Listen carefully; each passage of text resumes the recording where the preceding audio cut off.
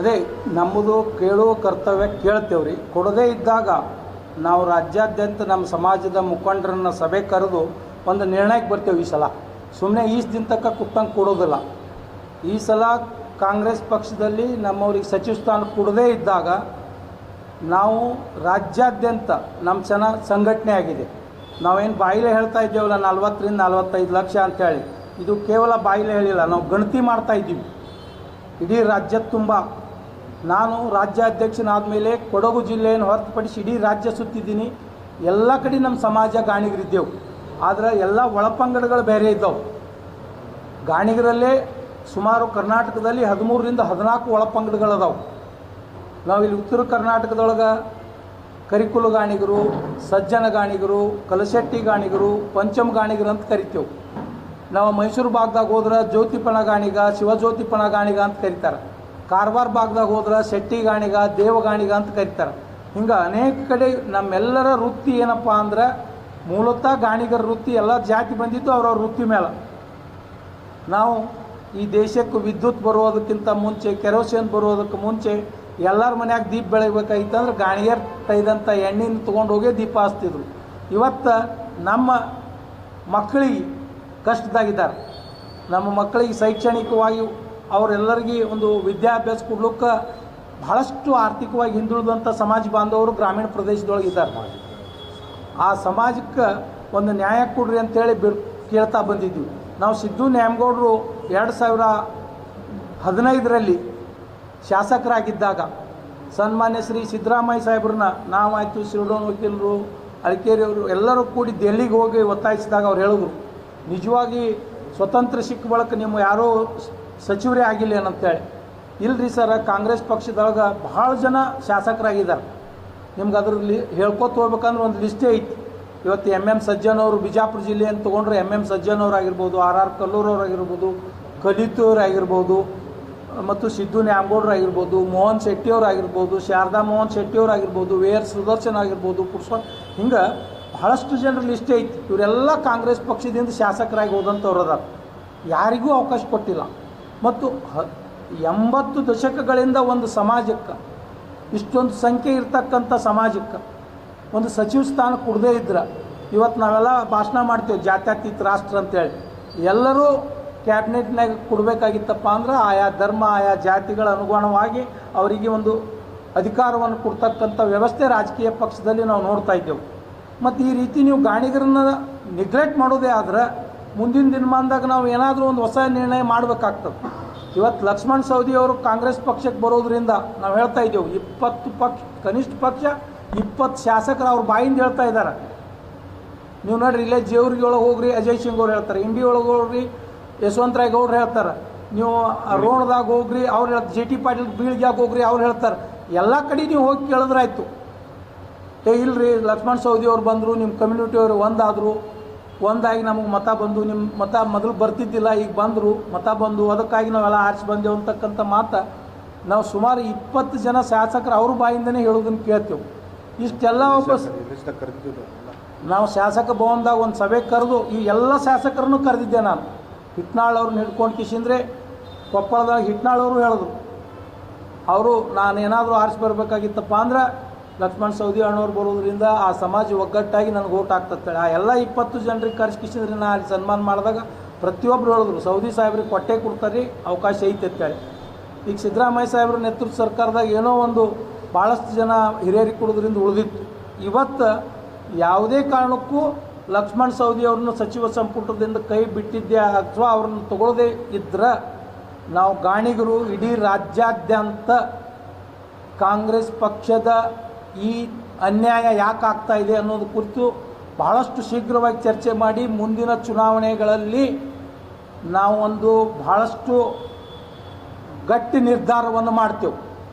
ಅವ್ರು ನಮ್ಮ ಜೊತೆಗಿದ್ರೆ ಅವ್ರ ಜೊತೆ ಇರ್ತೇವೆ, ನಮ್ಮನ್ನು ಅವ್ರು ಕೈ ಬಿಟ್ಟರೆ ನಾವು ಅವ್ರನ್ನ ಕೈ ಬಿಡ್ತಕ್ಕಂಥ, ನಾನೊಬ್ಬ ಜಿಲ್ಲಾ ಕಾಂಗ್ರೆಸ್ ಅಧ್ಯಕ್ಷನಾಗಿ ಮಾತನ್ನು ಹೇಳ್ತಾ ಇದ್ದೀನಿ. ನಾವು ಪಕ್ಷದ ಅಧ್ಯಕ್ಷನೂ ನಿಜ, ಆದರೆ ನಮ್ಮ ಸಮಾಜದ ರಾಜ್ಯ ಅಧ್ಯಕ್ಷನಿರೋದ್ರಿಂದ ನಮ್ಮ ಸಮಾಜದ ಹಿರಿಯರ ಒಂದು ವಿಚಾರಗಳು ಈಗಾಗಲೇ ನಾನು 2 ದಿನಗಳ ಹಿಂದೆ ಬೆಂಗಳೂರಿನಲ್ಲಿ ಒಂದು ಸಭೆ ಕರೆದಾಗ ಮೈಸೂರು ಮಂಡ್ಯ ಭಾಗದ ಎಲ್ಲ ಹಿರಿಯರು ಬಂದು ಕಿಸಿದ್ರೆ ನಾವೇನಾದರೂ ಸಾಮೂಹಿಕವಾಗಿ ಭಾಳಷ್ಟು ಜನ ಅಲ್ಲೆಲ್ಲ ಹಿಂದುಳಿದ ವರ್ಗದ ಉಪಾಧ್ಯಕ್ಷರು ಅದಾರ. ಕಾಂಗ್ರೆಸ್ ಪಕ್ಷದಾಗ ಭಾಳ ಜನ ಉತ್ತರ ಕರ್ನಾಟಕದಾಗೆ ನಾವು ಕಮ್ಮ, ಮೈಸೂರು ಭಾಗದಾಗ ಭಾಳಷ್ಟು ಜನ ನಮ್ಮವ್ರು ಅದಾರ. ಇವತ್ತು ವಿ ಆರ್ ಸುದರ್ಶನ್ ಅವರು ಮಾತಾಡಿದ್ದಾರೆ, ಪುಟ್ಟಸ್ವಾಮಿ ಅವರು ಮಾತಾಡಿದ್ದಾರೆ. ಎಲ್ಲರೂ ಇವತ್ತು ನೋವು ಪಡ್ತಾ ಇದ್ದಾರೆ, ಯಾಕೆ ಲಕ್ಷ್ಮಣ ಸವದಿ ಅವ್ರಿಗೆ ಕೊಡಲಿಲ್ಲ ಅಂತೇಳಿ. ಇವತ್ತಿದು ಮುಂದುವರೆದಿದ್ದೆ ಆದರೆ ನಾವು ಒಂದು ಗಟ್ಟಿ ನಿರ್ಧಾರ ತಗೊಳ್ತೀವಿ.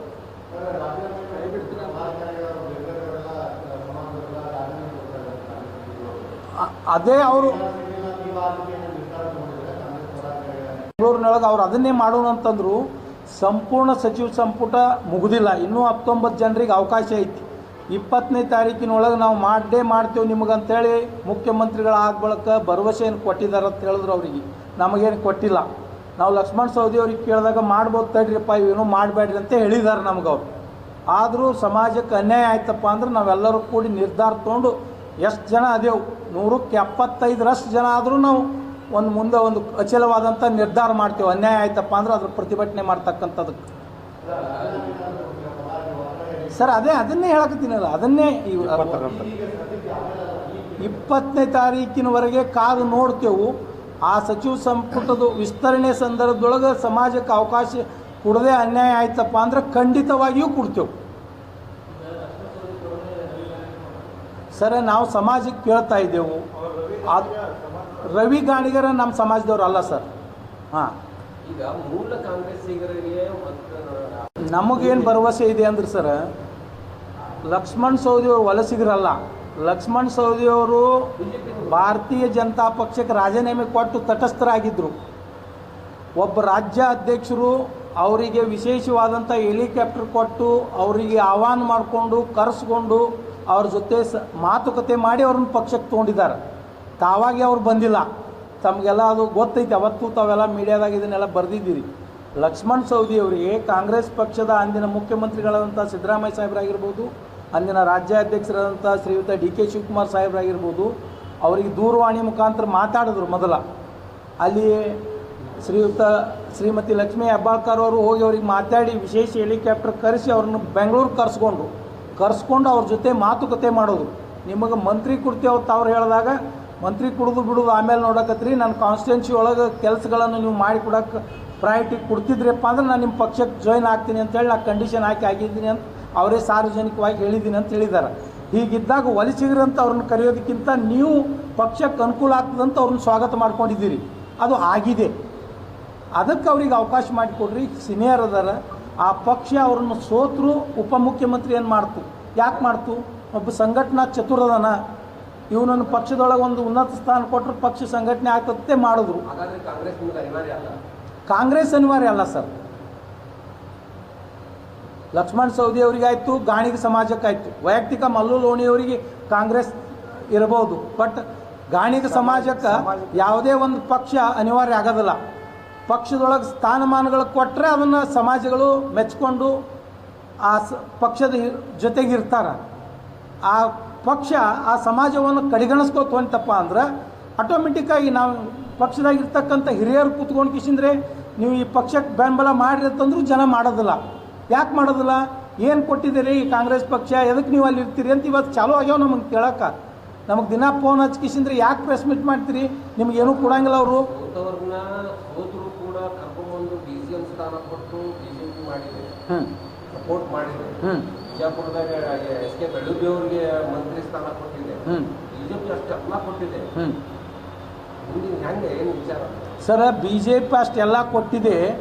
DCM ಒನ್ ಮಿನಿಟ್ ಸರ್, ಅದನ್ನು ಕ್ಲಿಯರ್ ಮಾಡಿ. ಅವ್ರು ಯಾಕೆ ಬಿಟ್ಟು ಬಂದರು? ಸೌದಿಯವರು ಉಪಮುಖ್ಯಮಂತ್ರಿ ಅಂತ ಸ್ಥಾನ ಕೊಟ್ಟಿದ್ರು. ಒಂದು ಅವರು ಮತಕ್ಷೇತ್ರದೊಳಗೆ ಒಂದು B.Pharm ಕೊಡಲಿಲ್ಲ ಅವರಿಗೆ. ಅಷ್ಟೇ ಅನ್ಯಾಯನೂ ಮಾಡ್ತಲ್ಲ. ತತ್ಕ್ಷಣ ಇವತ್ತು ಉಪಮುಖ್ಯಮಂತ್ರಿಯನ್ನು ಮಾಡಿದ್ರಿ, ಮುಂದೆ 6 ತಿಂಗಳದಾಗ ಅದೇ ಕಾನ್ಸ್ಟಿಟ್ಯೂನ್ಸಿ ಒಳಗೆ ಒಬ್ಬ ಇದ್ದ ಶಾಸಕನ ಪ್ರೆಸೆಂಟ್ ಶಾಸಕರಿಗೆ ನೀವು B.Pharm ಕೊಡಲಿಲ್ಲ. ಆ ಅನ್ಯಾಯ ಪ್ರತಿಭಟನೆ ಮಾಡಿಕಿಸಿದ್ರೆ ಇವತ್ತು ನಾವು ನಮ್ಮ ಸಮಾಜ ಕನಿಷ್ಠ ಪಕ್ಷ 50% BJP ಬಿಡಬೇಕು. ಕಾರಣಪ್ಪ ಅಂದ್ರೆ ಲಕ್ಷ್ಮಣ ಸವದಿ ಅವ್ರಿಗೆ ಅನ್ಯಾಯ ಆಯಿತು, ಅವ್ರು ಪಾರ್ಟಿ ಬಿಟ್ಟಿರ್ತೇಳಿ ಬಿಟ್ಟು ಕಿಸಿಂದ್ರೆ ಕಾಂಗ್ರೆಸ್ ಜೊತೆ ನಿಂತು. ಇವತ್ತು ನೀವು ಕಾಂಗ್ರೆಸ್ದಾಗೂ ನೀವು ಅದೇ ರೀತಿ ನಡ್ಕೊಂಡ್ರೆ ಮುಂದೆ ಮತ್ತೊಂದು ದಿವಸ ಮತ್ತೊಂದು ನಿರ್ಣಯ ಮಾಡ್ತದೆ. ಅನಿವಾರ್ಯ ಸರ್.